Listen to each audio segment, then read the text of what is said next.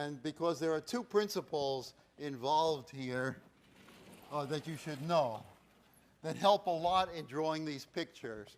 Principle number one is that two integral curves cannot cross at an angle. Two integral curves can't cross I mean by crossing at an angle like that. I'll indicate what I mean by a picture like that. Now, why not? This is an important principle. Let's put that up in at least in a white box.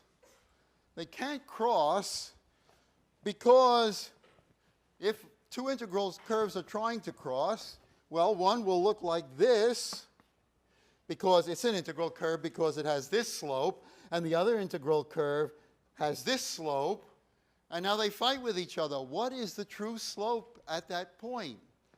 Well, the direction field only allows you to have one slope. If there's a line element at that point, it has a definite slope, and therefore it cannot have both this slope and that one. It's as simple as that.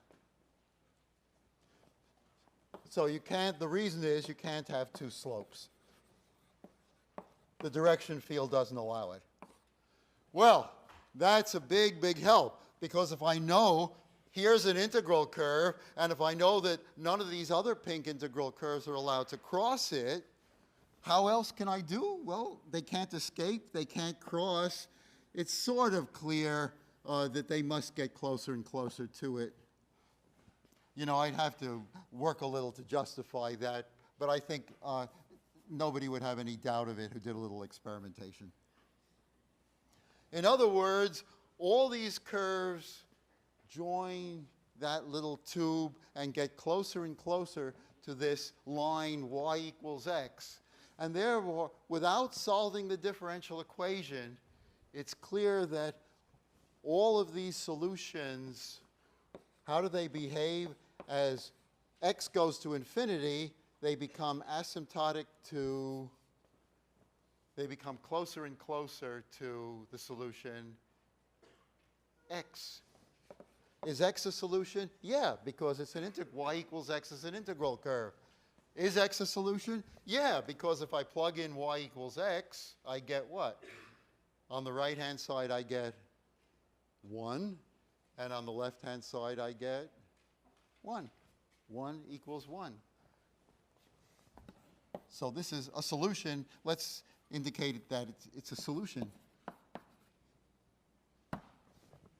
So analytically, we've discovered an analytic solution to the differential equation, namely y equals x, just by this geometric process.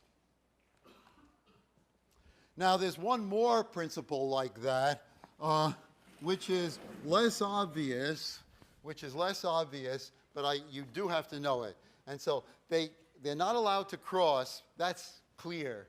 But it's much, much, much, much, much less obvious that two integral curves cannot touch. That is, they cannot even be tangent. Two integral curves cannot be tangent.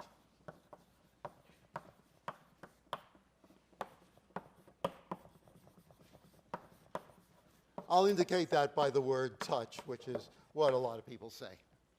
In other words, if this is illegal, so is this.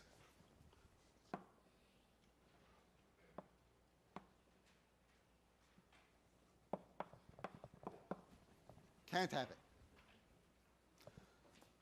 You know, without that, for example, I might feel that there would be nothing in this to prevent those curves from joining. Why couldn't these pink curves join the line y equals x?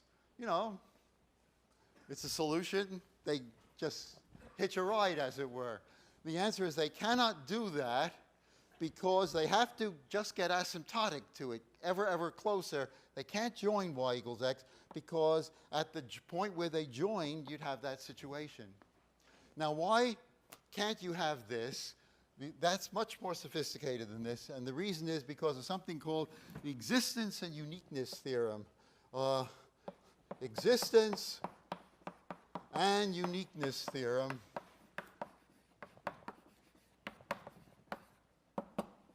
which says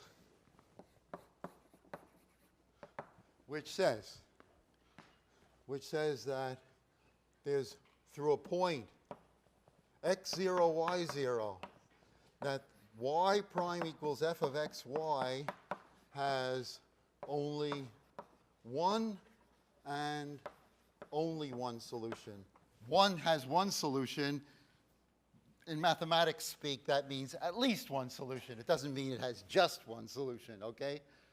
That's mathematical convention. It has one solution, at least one solution, but the killer is only one solution. That's what you have to say in mathematics if you want just one. One and only one solution through the point x0, y0. So the fact that it has one, that's the existence part.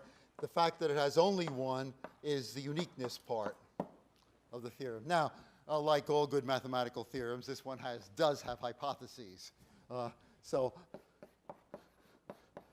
this is not going to be a course, I warn you, those of you who are theoretically inclined, very rich in hypotheses, but you do have to, the hypotheses for this one are that f of xy should be a continuous function. Now, you know, like polynomial signs, stuff like good, should be continuous near, in the vicinity of that point. That guarantees existence, and what guarantees uniqueness is the hypothesis that you would not guess by yourself. Neither would I. What guarantees the uniqueness is that also its partial derivative with respect to y should be continuous. Should be continuous near x0, y0.